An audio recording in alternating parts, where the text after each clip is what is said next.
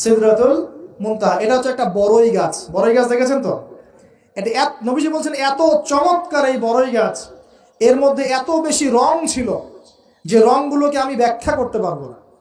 এর পাতাগুলো ছিল হাতির কানের মতো এবং এর ফলগুলো ছিল মটকার মতো বড় বড় এক একটা, এবং এর মধ্যে প্রজাপতি বসেছিল।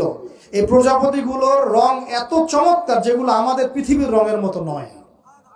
মানে এগুলো ব্যাখ্যা করার মতো শব্দ আমাদের কাছে নাই। অ্যামেজিং। এটা কোন জায়গা?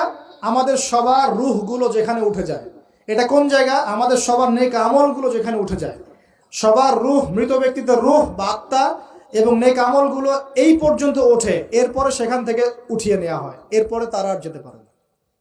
একইভাবে উপর থেকে আল্লাহ পাকের কোনো আদেশ আসলে এই সিদরাতুল মুনতাহা পর্যন্ত আসে, এরপর সেখান থেকে নিয়ে আসা হয়। আমি কি বুঝতে পারছি? এই হলো সিদরাতুল মুনতাহা।